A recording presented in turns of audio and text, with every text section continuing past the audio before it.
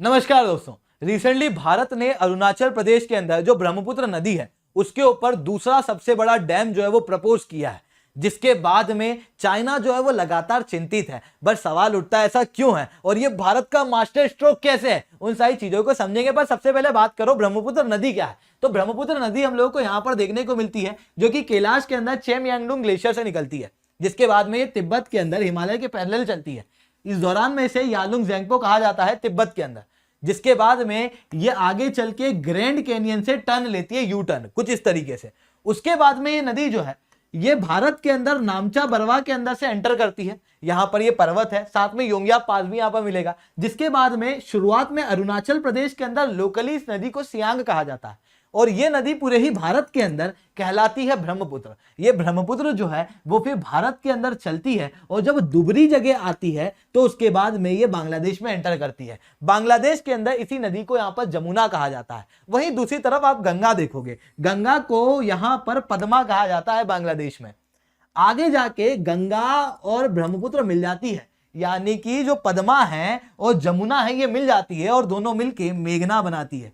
इस तरीके से ये नदी चलती है। अब इस नदी के थोड़े से कैचमेंट एरिया को समझना, बट उसके पहले इस नदी की लेंथ की बात करता हूं। तो ये जो टोटल लेंथ है इस नदी की वो 2880 किलोमीटर है, जिसके अंदर से 1675 किलोमीटर ये तिब्बत के अंदर है। इतना ही नहीं, 918 किलोमीटर ये भारत के अंदर है, 337 किलोमीटर ये हम लोगों को बांग्लादेश के अंदर देखने को मिलेगी। अब आप समझ रहे हो कि इस नदी की सबसे ज्यादा लंबाई तिब्बत में है। तो जो कैचमेंट एरिया होगा, कैचमेंट एरिया मतलब क्या, मतलब वो सारी जगह जहां से नदी पानी को कलेक्ट कर रही है। तो वो जो एरिया है वो सबसे ज्यादा आपको तिब्बत में मिलेगा। लॉजिक क्या पा रहा है, लगभग 50% तक का एरिया आपको तिब्बत में मिलता है, जहां पर से पानी कलेक्ट होता है इस नदी के अंदर। छोटी छोटी स्ट्रीम, ट्रिब्यूटरी वगैरह, जो टोटल एरिया में उसकी बात कर रहा हूं मैं, पानी की बात नहीं कर रहा हूं। उसके बाद में जब मैं भारत के अंदर बात करता हूं तो टोटल ब्रह्मपुत्र का जो कैचमेंट एरिया है वो लगभग 34% है। और उसके बाद में भूटान से भी थोड़ा पानी आता है, थोड़ा बांग्लादेश से भी आता है। ये 16% तक का पानी यहां से आता हुआ यहां पर जो एरिया है वो देखने को मिलता है। ये तो मैंने एरिया की बात की, पर जब मैं वॉल्यूम ऑफ वाटर की बात करता हूं तो सबसे ज्यादा वॉल्यूम ऑफ वाटर कहीं पे ब्रह्मपुत्र में ऐड होता है तो वो इंडिया के अंदर है। मतलब इंडिया के अंदर जो 34% तक का कैचमेंट एरिया है उसके अंदर से ब्रह्मपुत्र में जो पानी ऐड होता है वो 75% तक है। सबसे ज्यादा पानी आपको ब्रह्मपुत्र के अंदर यहां से कलेक्ट होता हुआ दिखेगा भारत से। मतलब मेन सोर्स ऑफ वाटर जो है वो इंडिया के अंदर, जिसके अंदर आप देख पा रहे हो कि ये अलग अलग ट्रिब्यूटरीज जुड़ती हुई दिखेगी। जिसके बाद फांसी घाट के अंदर आने के बाद में तो ये जो ब्रह्मपुत्र नदी है ये 10 किलोमीटर तक चौड़ी हो जाती है।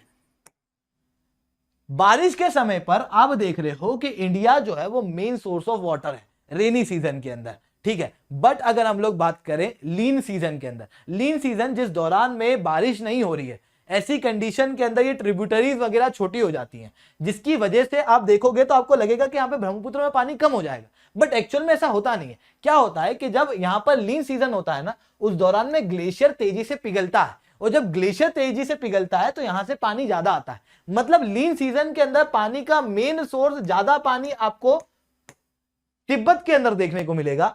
वहीं अगर अपन भारी समय की बात करें, 8-9 महीने की बात करें जो बारिश के होते हैं, उस दौरान में हम लोगों को देखने को मिलता है कि पानी का मेन सोर्स भारत के अंदर है।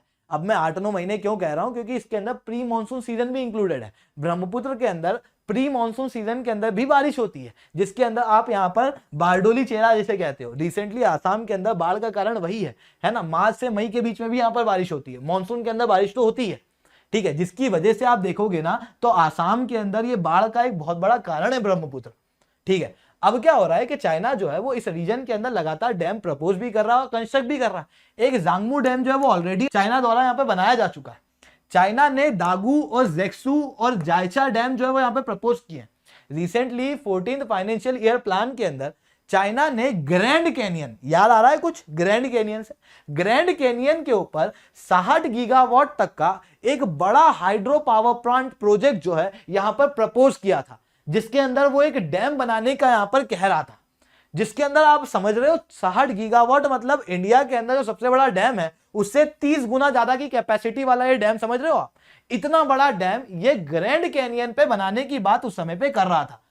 पर चाइना ये सब क्यों कर रहा है, मतलब लगातार ये डैम जो है वो चाइना क्यों बनाने की कोशिश कर रहा है, तो उसको समझो। जब मैं चाइना की बात करता हूं तो चाइना के अंदर ये तिब्बत रीजन दिखेगा, तिब्बत के अंदर ये ब्रह्मपुत्र नदी जो है वो चलती हुई दिखेगी। ब्रह्मपुत्र नदी तिब्बत के अंदर बहुत हाइट पे है, क्योंकि तिब्बत जो है वो दुनिया का सबसे ऊंचा पठार है।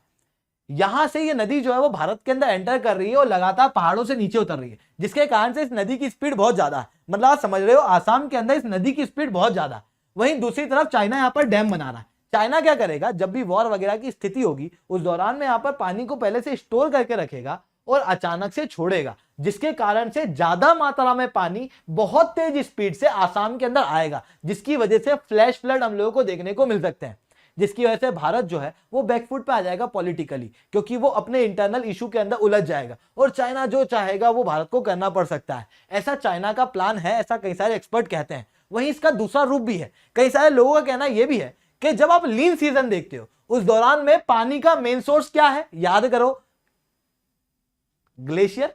ग्लेशियर से पानी आ रहा है, डैम के अंदर पानी यहां पर रोक लिया जाएगा, जिसकी वजह से भारत के रीजन के अंदर सूखा पड़ सकता है और इस तरीके से चाइना जो है वो पॉलिटिकली स्ट्रांग हो सकता है ब्रह्मपुत्र नदी की वजह से, जिसकी वजह से भारत को भारी नुकसान हो सकता है।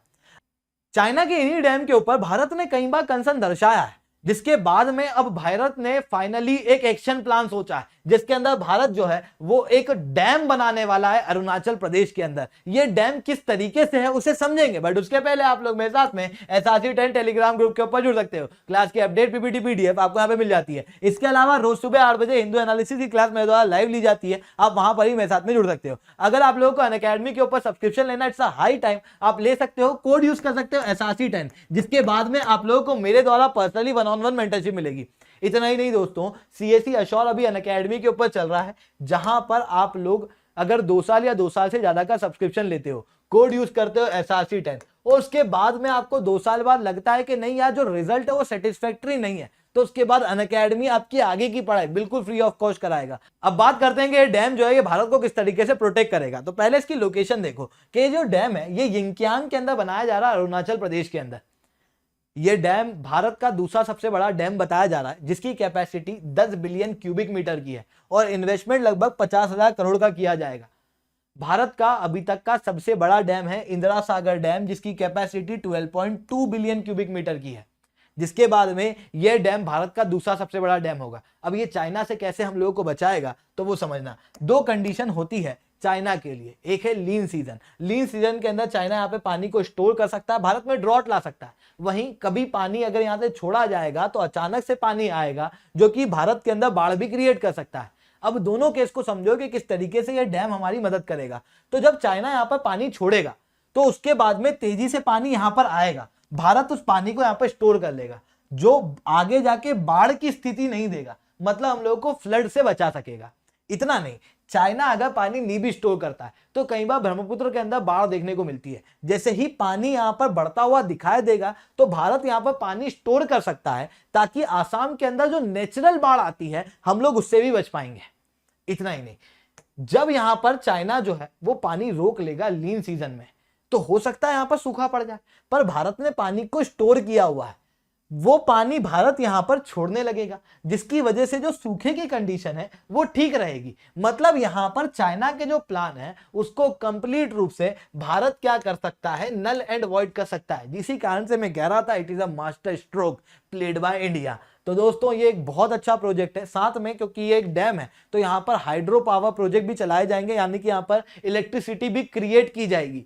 इलेक्ट्रिसिटी जनरेशन के अंदर भी ये पावर प्लांट जो है वो हम लोगों को मदद करेगा। तो दोस्तों आप लोगों को इंडिया का स्टेप ये कैसा लगा कमेंट करके बिल्कुल से बताना। आज के लिए इतना ही रखते हैं। लेक्चर अच्छा लगा हो तो लाइक करो, लेक्चर बहुत अच्छा लगा तो SRC10 कमेंट करो। आप लोग मेरे साथ में SRC10 टेलीग्राम ग्रुप के ऊपर जुड़ सकते हो, क्लास की अपडेट PPT PDF आपको यहाँ पे मिल जाती है। इसके अलावा अगर आप लोगों को अनअकैडमी का सब्सक्रिप्शन लेना, आप लोग कोड यूज कर सकते हो SRC10, जिस कोड का यूज करने के बाद में आप लोगों को मेरे द्वारा पर्सनली 1-on-1 मेंटरशिप दी जाएगी, जहां पर मैं बताऊंगा आपको क्या पढ़ना है, किस तरीके से पढ़ना है, क्या आपके टारगेट होने चाहिए। हर जगह पे मेरे द्वारा आपको पर्सनल गाइडेंस दी जाएगी।